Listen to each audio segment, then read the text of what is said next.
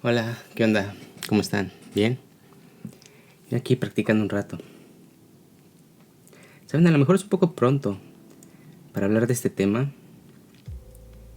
pero hace poco vi un documental que me gustó mucho y quería platicarles un poco sobre él. Digo, es un poco pronto porque apenas estamos empezando septiembre. A lo mejor sería un buen tema para platicarlo precisamente cuando nos acerquemos al 2 de octubre.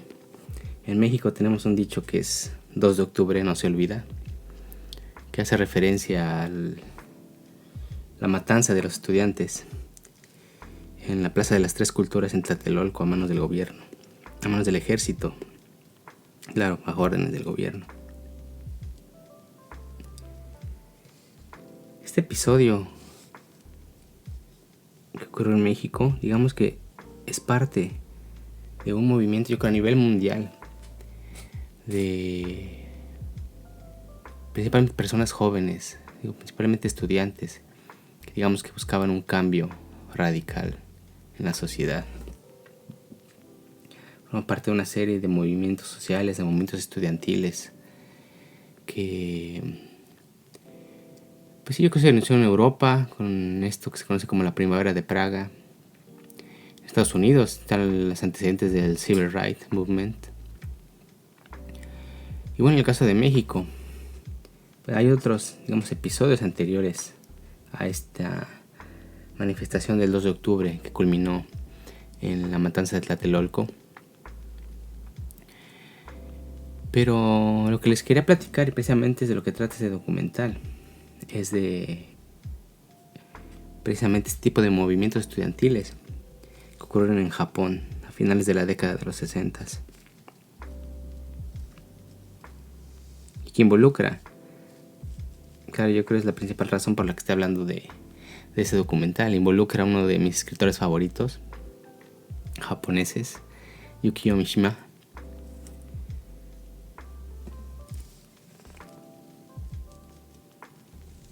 Claro, los documentos, todo el material con el que está hecho el documental, bueno, la mayoría del material que está hecho ese documental, pues se obtuvo durante esos años, precisamente cuando ocurrió todos estos episodios, las manifestaciones, las revueltas estudiantiles en la década de los 60, pero por alguna razón se quedaron como enlatados todo ese material. De hecho, hace poco, yo creo hace 2 años, que salió un documental al respecto.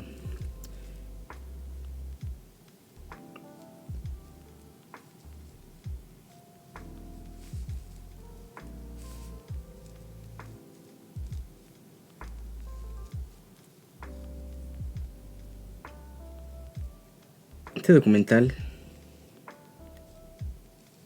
trata sobre un debate que hubo entre Yukio Mishima, por un lado, y por el otro con alrededor de 1000 estudiantes de la Universidad de Tokio en el año 69. Y aquí, como buen documental, dramatizando un poco la situación,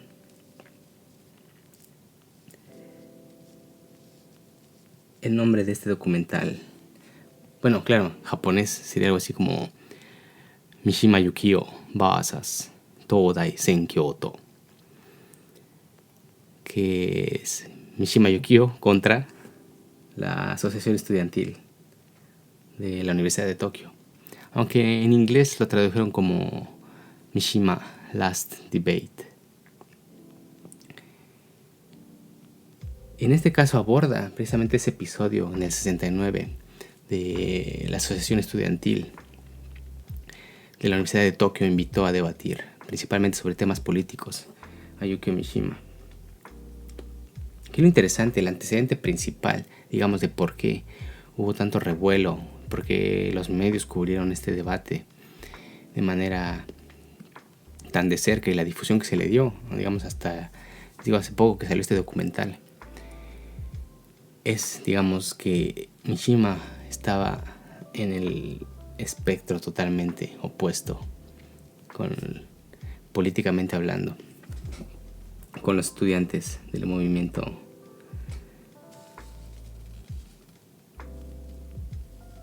en Japón.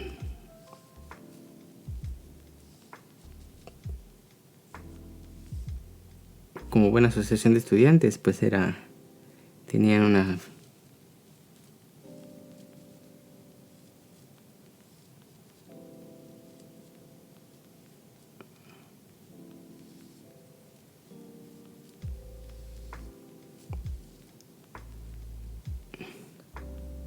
en mayor o menor medida, pues tienen una visión política de izquierdas, como pueden ser, yo creo, la mayoría de las personas jóvenes en todo el mundo. Y bueno, en mayor o menor medida, les digo, unos más radicales que otros. Digamos, por un lado estaban, yo creo, los que estaban más cerca del centro, digamos, en este aspecto político. Y por el otro, pues los más radicales, ¿no? Que también formaban parte, por ejemplo, del Partido Comunista en Japón. Los que formaban esta sociedad de alumnos. Y claro, pues bien sabido la orientación política que tenía Kyo Mishima. Digamos que en pocas palabras, Kyo Mishima era un ultranacionalista. Tenía claras visiones de derecha. Y en particular, en el caso de Japón, pues también, digamos que sus ideas iban encaminadas al restablecimiento del emperador, digamos, como figura principal y como figura de poder en Japón.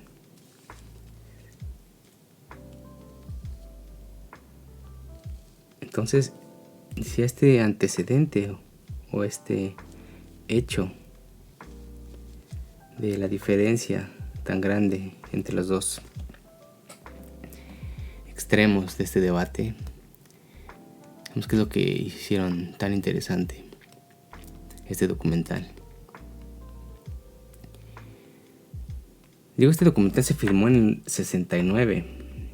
El material con el cual se hizo el documental fue tomado en ese año. Pero esta asociación de estudiantes se formó en años anteriores, principalmente a raíz de ciertas facciones radicales, principalmente comunistas, que se formaron. Digamos que esta sociedad lo que quería, digamos, despegarse un poco de estas facciones radicales para evitar, digamos, que se desprestigiara su movimiento. Por otro lado, uno de sus objetivos era unificar todos los grupos estudiantiles por todo el país. Se formó en los 60, a finales de la década de los 60, esta sociedad de alumnos, que era el Senkyoto. Yo creo que los principales antecedentes no hubieron grandes revueltas como en otros países que acabaran, digamos, con disturbios o con respuestas tan dramáticas por parte de la autoridad, como por ejemplo el caso de México. Pero yo creo que los principales antecedentes son manifestaciones que se llevaron a cabo en Okinawa en contra de las armas nucleares.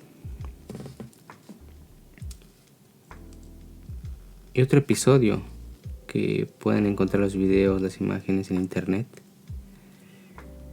es cuando los estudiantes tomaron un edificio de la Universidad de Tokio. Se pueden ver en los videos cómo salen por las ventanas los muebles, los libros, cómo se empieza a incendiar y cómo llega la policía a sofocar esta revuelta.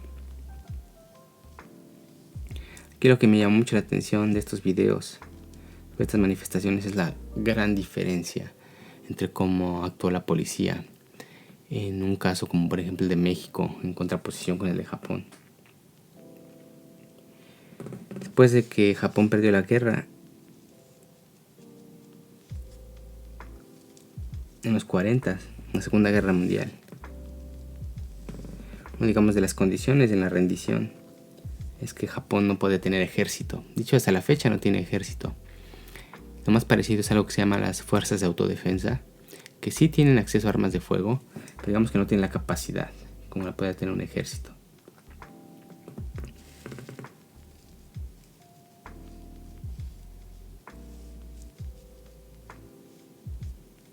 Y por otro lado, la policía civil, que fue precisamente la que actuó para sofocar esta revuelta en el 68.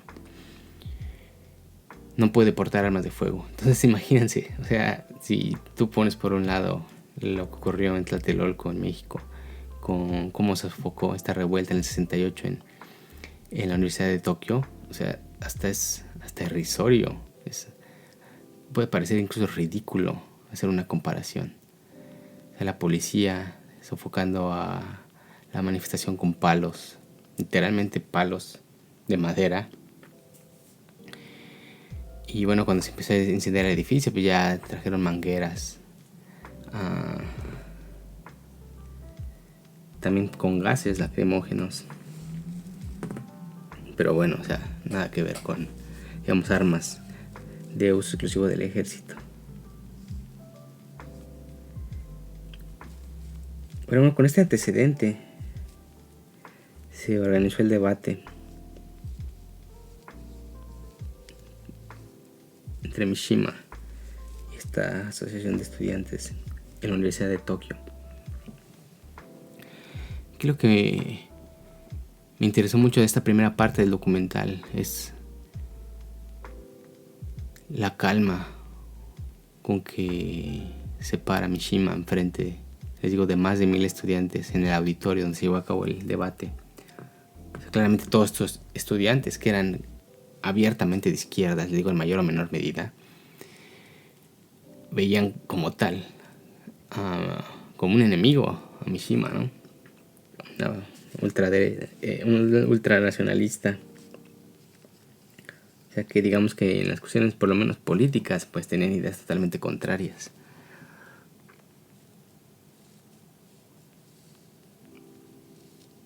Y lo que llama mucho la atención es la cordialidad en la que se llevó a cabo este debate. O sea, por ejemplo, inclusive hoy en día si ven debates en cuestiones políticas en universidades donde invitan a figuras públicas, intelectuales, a profesores que no concuerden, digamos, con su ideología política, se pueden ver incluso pequeños disturbios, manifestaciones, para que en primer lugar no se lleven a cabo estos debates.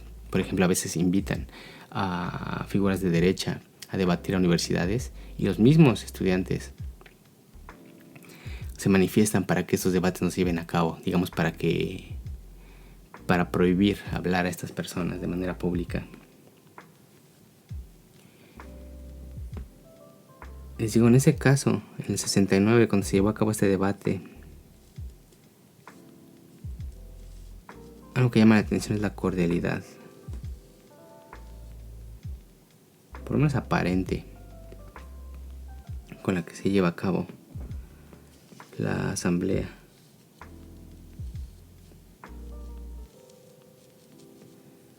Les digo, o sea, obviamente estos estudiantes veían a Mishima como un enemigo, y a pesar de que no hubieran actos violentos, era muy clara la hostilidad que tenían estos estudiantes sobre la imagen de Mishima. O sea, por un lado una persona nacionalista, por otro lado también estos estudiantes tenían una postura, digamos, de anti-intelectualismo.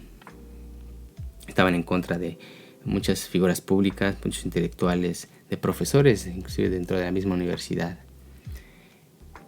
Y claro, digamos que Mishima representaba todo en lo que estos estudiantes se oponían. Y claro, ser Mishima una superestrella para ese entonces, pues también tenía el componente, pues de que era rico, ¿no? Era considerado rico, burgués. Es curioso que en algunas revistas, y no estamos hablando de revistas literarias, sino revistas, no sé, como la Cosmopolita, la Vanidades, salía Mishima inclusive en algunos tops, así como los hombres más sexys o los hombres que representaban mejor al dandy occidental, y Mishima siempre salía en los tops,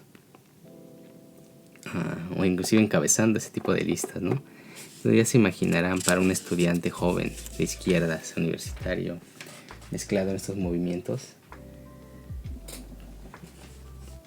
cómo vería la imagen de Yukio Mishima.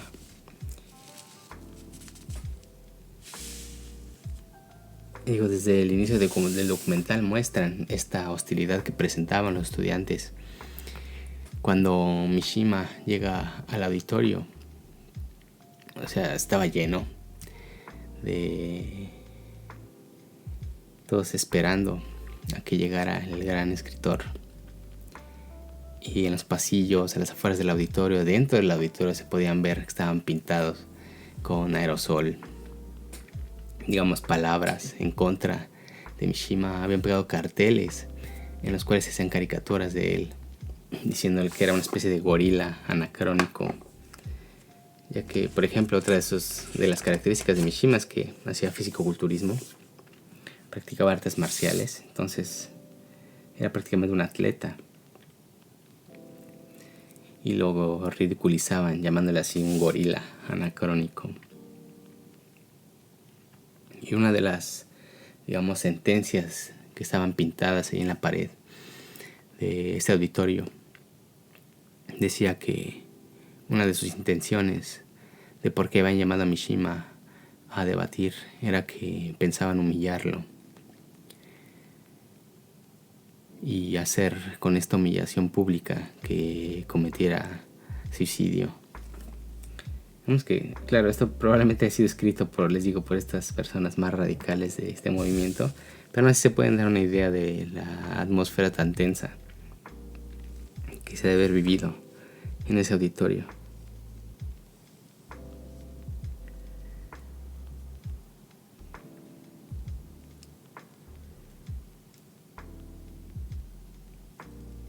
Una vez empezado el debate,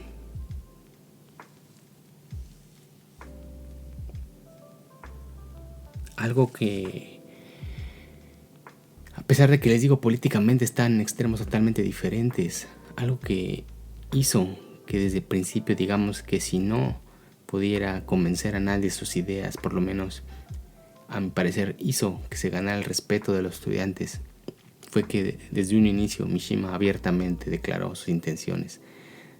No fue, digamos, de ninguna manera hipócrita o de ninguna manera trató, digamos, de complacer a su auditorio, sino desde un inicio dijo: supongo que ustedes quieren debatir aquí y humillar públicamente a una persona que ustedes consideran reaccionario.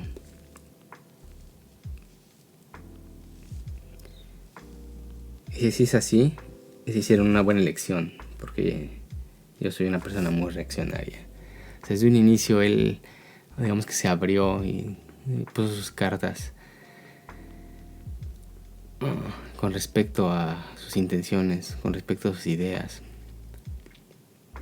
Entonces, los temas que se tratan, claro, desde un inicio fueron temas políticos, pero el debate poco a poco fue derivando ya no a lo estrictamente político, sino se empezaron a debatir sobre cuestiones filosóficas. Es, de hecho, la parte más interesante del documental, por lo menos para mí, no es la cuestión política, tanto como las ideas filosóficas que empezaron a intercambiar entre los estudiantes, que me sorprendió muchísimo lo brillantes que eran muchos de estos estudiantes para la edad que tenían. O sea, el organizador de ese debate, de esa asamblea, y una de las personas que debatieron ahí en ese entonces tenía 22 años. Era estudiante de universidad.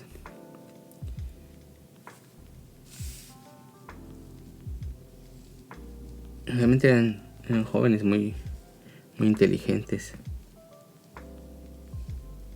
O sea, no crean que Mishima se fue a encontrar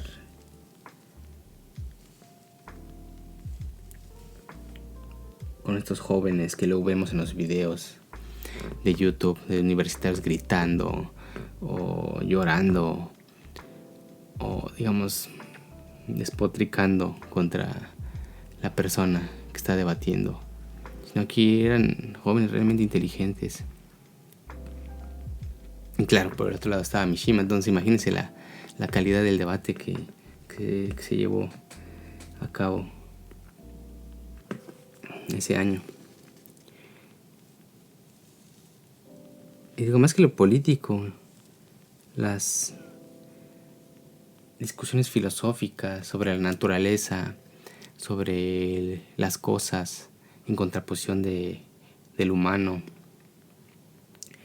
Mishima empieza a hablar, por ejemplo, de cómo la violencia en relación, por ejemplo, con los disturbios que se llevan a cabo por los estudiantes, cómo la violencia está relacionado con el erotismo y con el hecho de percibir a otras personas como objetos en vez de como una persona con su propia, digamos, manera de interpretar el mundo, con su manera subjetiva de percibir las cosas.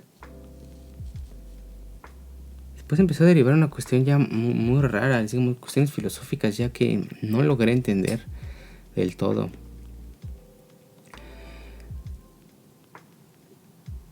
O sea, ya cuestiones de, les digo, relacionar objeto con naturaleza, con sujeto, cuestiones filosóficas relacionadas con el relacionalismo, con el existencialismo.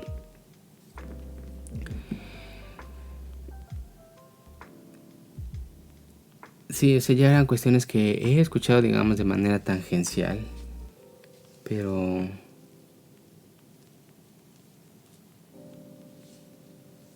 que tuve que repetir varias veces. Realmente se enfrascan en discusiones profundas sobre filosofía, sobre política. Claro, otro de los puntos interesantes es cuando le preguntan a Mishima su visión sobre el emperador.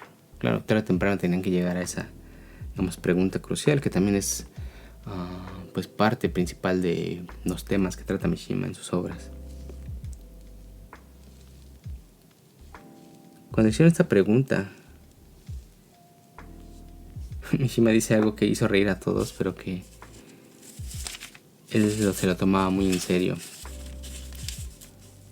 Les decía, si ustedes hubieran nombrado al emperador durante sus revueltas, si yo sin pensármelo dos veces me hubiera unido a ustedes,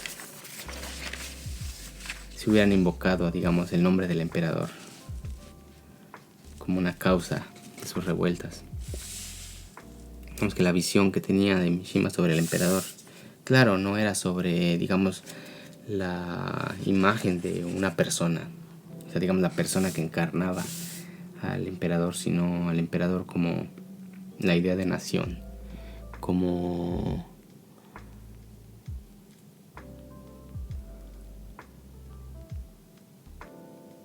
pues sí, prácticamente como la encarnación de lo que debía ser el espíritu japonés, digamos, su fuerza, su fuente de motivación.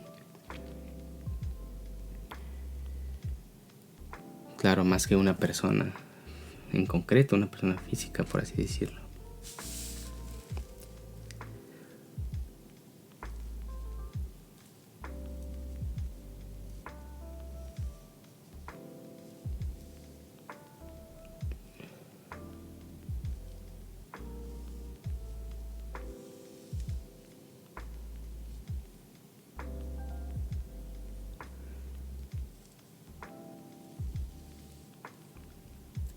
Entonces, si tienen tiempo, les recomiendo que chequen este documental. Dura un poco más de 2 horas, está un poco largo, pero de hecho no se hace pesado. Yo creo que en el caso de las discusiones filosóficas puede llegar a ser un poco complicado, o si no se tienen conocimientos de ciertos temas, como es mi caso, puede llegar a ser un poco incomprensible. Pero lo bueno, como les decía, es que además de ese material que se tomó en esos años, se incluyen algunas entrevistas a novelistas, a intelectuales, a personas que participaron en ese debate, digamos, para aclarar un poco los puntos.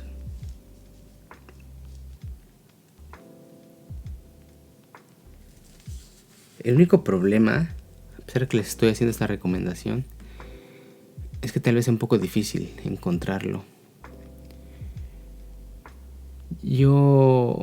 Bueno, aquí como es una producción japonesa, por una empresa japonesa, pues aquí en Japón se puede encontrar fácilmente, inclusive está en Netflix, lo puedes encontrar. Pero el problema, les digo, es que no está subtitulado. Está en varias plataformas, pero no está subtitulado Parece ser que está subtitulado al inglés, pero solo está disponible si lo ven en Estados Unidos o en Europa. No estoy seguro si en México se puede encontrar. Lo van a tener que buscar en pirata. A ver si encuentran una versión con subtítulos. Por lo menos que estén subtitulado al inglés.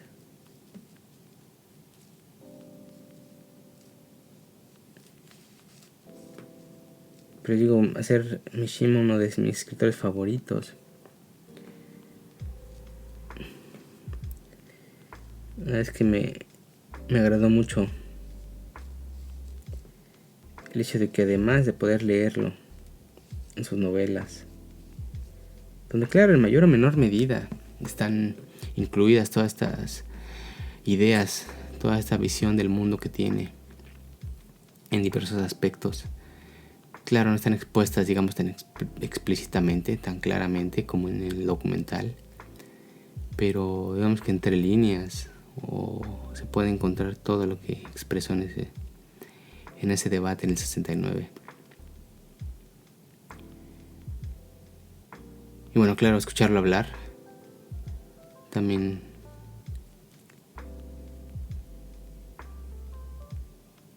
es, yo creo, totalmente diferente a leerlo. Entonces, si les gustan sus novelas, les recomiendo mucho que vean este documental. Digamos que como epílogo podríamos decir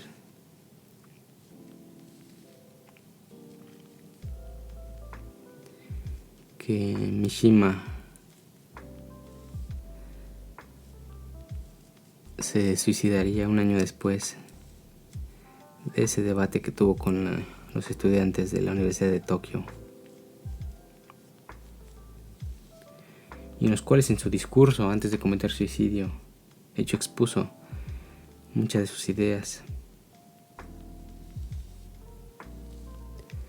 sobre la sociedad japonesa, sobre la decadencia de la sociedad japonesa, su visión, por ejemplo, del emperador.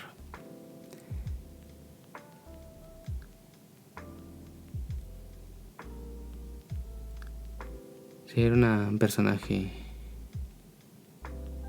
llamémosle extremo, en muchos aspectos.